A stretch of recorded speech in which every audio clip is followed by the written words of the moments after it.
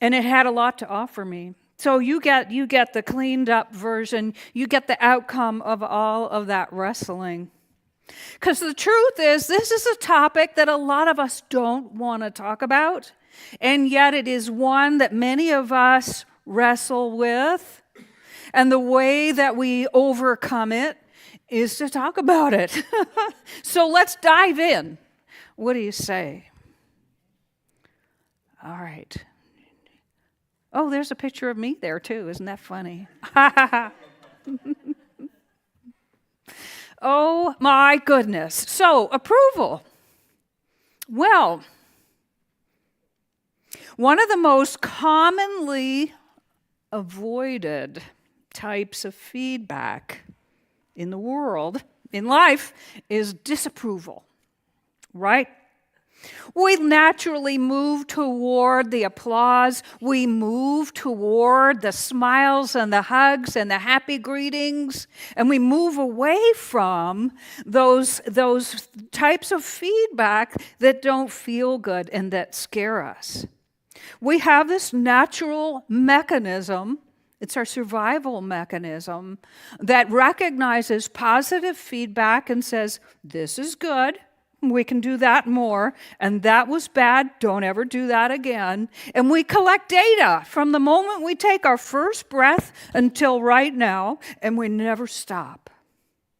So we collect all this information and we form all these opinions about what and who and where is good and bad and what to move toward and what to avoid.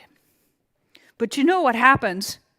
If you've listened to a podcast or read a book or listened to anybody talk about this survival business at all, you know that something else that we do is we perceive danger where there is none, right?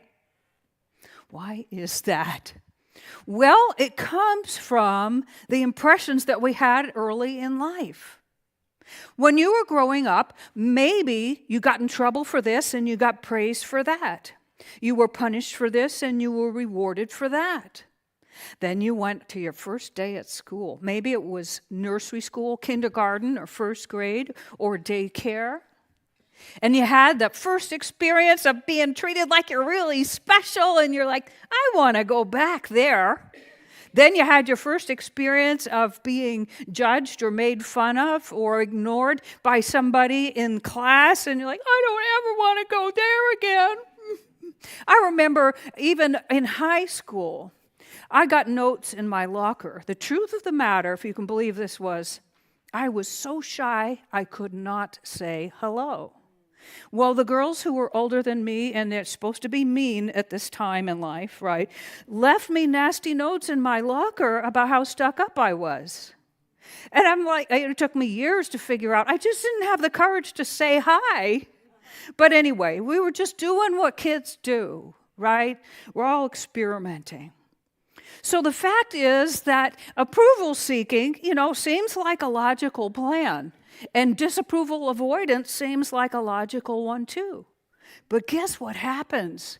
We also avoid our opportunities to discover who we are, to be ourselves. There's that buzzword, authenticity, that we've been talking about all month long. So I'm going to be authentic right now. I make sure that they put my microphone under the shirt that I'm wearing in case I get hot. Well, you should probably play some of that music again, because I'm going to... I might toss my sweater into the crowd. Are you ready? I'm going to do it. Okay. But that's it. No more. So every moment provides you with an opportunity. It provides us with opportunities. And if we, for 10, 20, 30, 40, 50, 60, 70, 80 years or more, have been collecting reasons why not to go over there and not to talk to those people and not to try this again, we're not going to be doing very much. We're not going to be ourselves very much, are we? Because we've collected all these reasons why not. So this mechanism that's supposed to protect us from harm ends up being something that protects us from our own opportunities. And that's no fun at all. However, the same thing that created the problem is something that we can use to create our solution. This is a science of mindy thing. Ernest Holmes says in this little book, if you're not a big reader, we may still have a couple of copies. This book's only that thick. It's not too much trouble to read it. It's called The Basic Ideas of Science of Mind. And there's a beautiful piece in the first few chapters that talks about how habits are created and why. Our subconscious automates things that we think and feel repeatedly. It does us a little favor. It says, well, she seems to think that like every day, so we're going to go ahead and make that automatic. Then she can do something else, right? He seems to think about that every day, so we're going to make it habitual so he can go on and do something else, right? Well, here's what happens. I always say, and you've probably heard me say it before, that's really great when it comes to putting on my seatbelt before my car is moving. It's really great to brush my teeth and not have to get up and think about it and decide every day. It's not so great when we habituate thoughts and feelings about ourselves and others in life that hold us back. And we've thought them and felt them so many times that they're automatic, they're habitual. Because guess what that means? That means that they are unconscious, right? We do the same thing with learning how to drive. We learn all of the parts and pieces of that. I drove a stick until very recently. Just in the past 10 years, I finally gave in and got a car with an automatic transmission. And I bet this is true for Lou, too. You're doing these things with your hands and your feet that are different, right? So you learn one bit, or the dancers in the room, you learn one piece at a time and you put it all together, and then you don't have to think about it anymore. But what happens when you do that with thoughts and feelings about yourself and people and places and the world that you've collected about home, which can apply to spiritual community, school, which can keep you from going back to school, work, which can limit your expression in careers, social life, which could limit you having one at all, and on and on. You could end up being unfulfilled in so many areas because that protective part of you said, never again. So we get to use the power of habit to do something for us rather than to us. And that is to think over and over and over again. Use affirmations and mantras designed specifically like a vaccine to go right to that silly idea and replace it with something good and true about you and about life. We can do that. And we can think and feel things over and over and over again till they become automated, habitual, unconscious, and they're operating in the background for us. And we can change how we feel about home, family, relationships, school, spiritual community, work, travel. Is that an exciting prospect for you, or is that scary? Do you go into a big city and find out where to park to see a concert, or would you prefer to just tune in online? See, this opens doors for us. So the same thing that created the problem can create the solution for us by putting some new thoughts and feelings into the mix. So here's another thing. I got this because last week the topic of feedback was really on the surface, right? And the funny thing was, I sat down with Rick. I'm like, okay, I'm working on this talk about approval seeking, and I want to know what you think, right? And I said, I'm curious, how does feedback happen? And I don't know if I can get this right. One of you who works with audio could give a much better talk on this subject. But part of it was that we want to amplify our voice so everybody can hear it. And yet, with all of these monitors and speakers, making sure that it can be heard here and there and everywhere, we then do something which is to turn up the gain, right? And so what happens is we can turn up the gain so much that we get more feedback than we need, and we're overwhelmed, and it makes a funny sound, and it's not what we had in mind. Sound good? Anyway, I was like, I know there's a metaphor in there. Tell me how this operates. So Rick told me how it operated. Here's the deal, though. Yes, we can get a lot from positive feedback.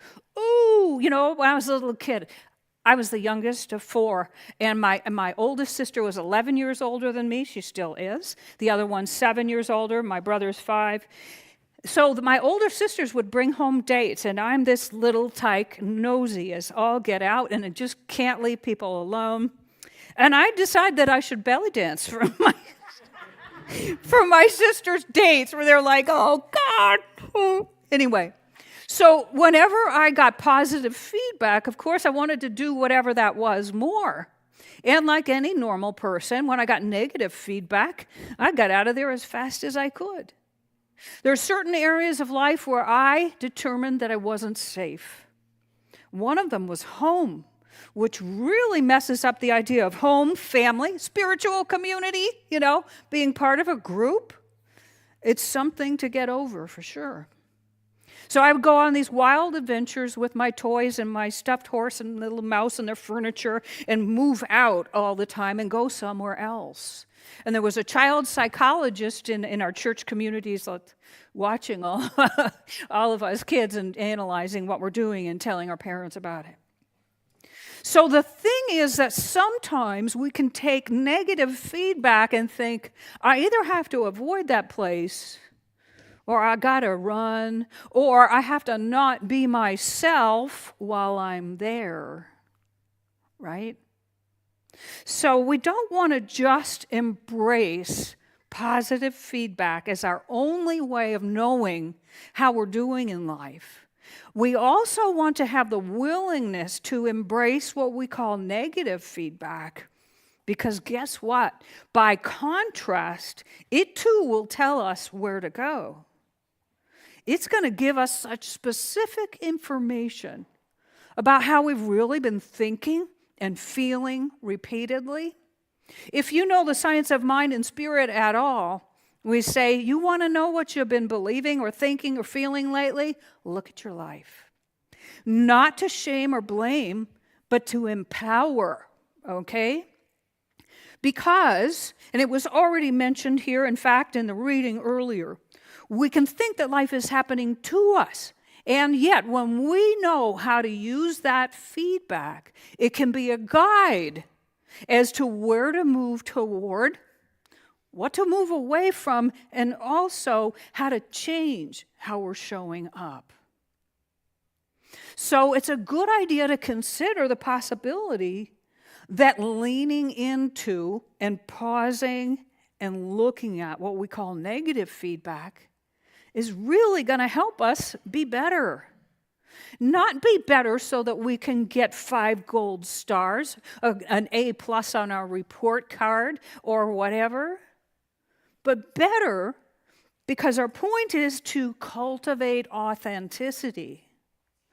The point is to learn how to live, because that makes life more fun. It makes life more worth living. So there's one other thing. Before I change this, though, I want to come back to this a little bit. If you're in a situation, or maybe you can recall one, where you were getting some sketchy feedback, maybe it was somewhere from the middle over to this side. Flat, not so sure, definitely negative, right? Ask yourself. By the way, people in recovery know this. You can always find a bathroom somewhere to go pray, scream, reset, reboot, pause. Nobody will give you flack for that, right? So you can go somewhere, go apart for a moment. And if you have to, if you're in a big crowd and that's not an option, maybe you're on a bus and it's moving, just close your eyes and take a breath and ask yourself some questions. What am I feeling right now? I love this one. If you remember the commercials for Memorex, we were talking about cassette tapes being the rockin' way to record. Well, was it just? Yes, it was that. Okay, so there's a guy sitting in the chair with his hair blowing back because he's listening to a Memorex recording. And the question is it real or is it Memorex? If you remember that, you can stop and ask yourself that question no matter where you are, no matter what's going on. Is it real or is it Memorex? Because it might be an old memory that you gathered long ago, and now you know it's operating automatically, habitually, unconsciously, and hate to tell you, creatively. And it's a gift that that darn thing got woken up, that somebody or something hit the replay button and it started playing again and it got your attention. So if you can say, wait a minute, how am I feeling? Is it real or is it Memorex?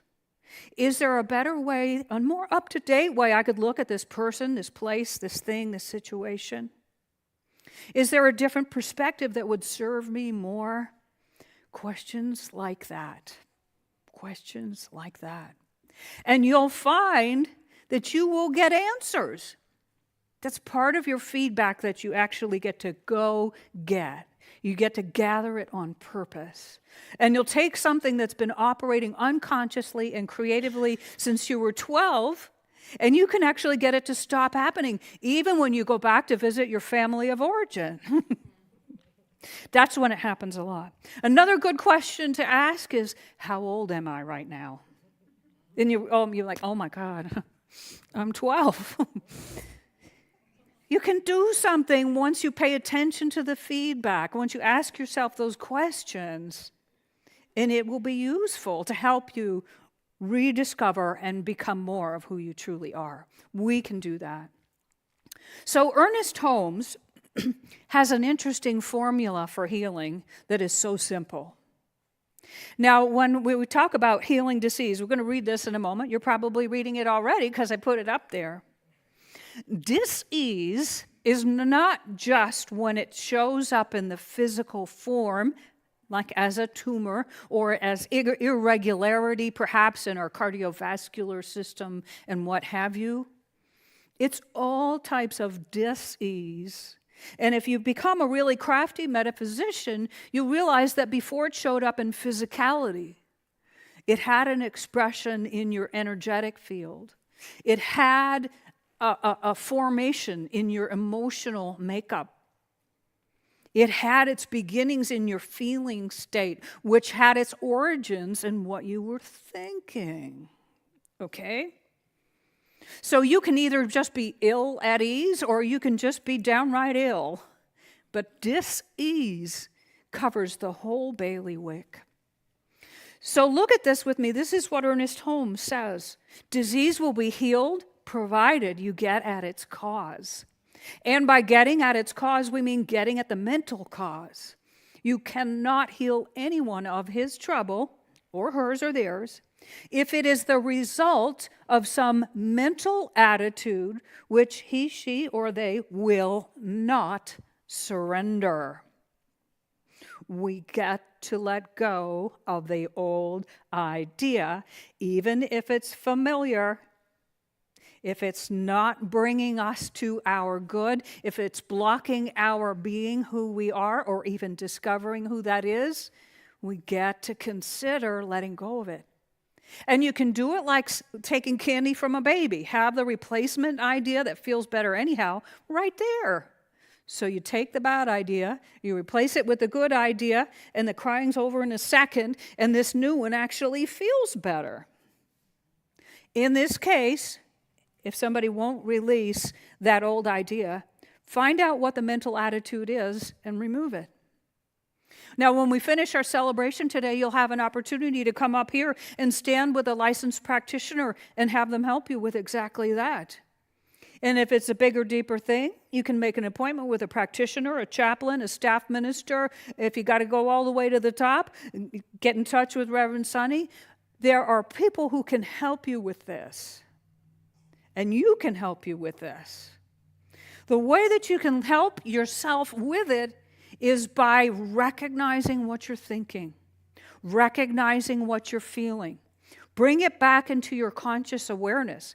Hey, maybe just make a list of the things, the possible culprits, and bring them into your awareness on purpose before they bite your ankles, Before they're a thing that demands your attention and derails your life for a couple of days or weeks or months. Go ahead on purpose and find out what they are and clean some of them up and watch your life change. The thing is that life is designed to be marvelous and wonderful and filled with infinite possibility. It is. And we are already designed to know how to live it. So what if we do this? What if we recognize what we're thinking and bring it back into our conscious awareness? What if we embrace the applause and the hugs and the smiles and the good stuff and the other stuff too, and let feedback guide us to cultivating and experiencing authenticity, who we truly are? Let's live from the heart of who we are. Let's start really living today. We know how to do that. Let's do it. Thank you.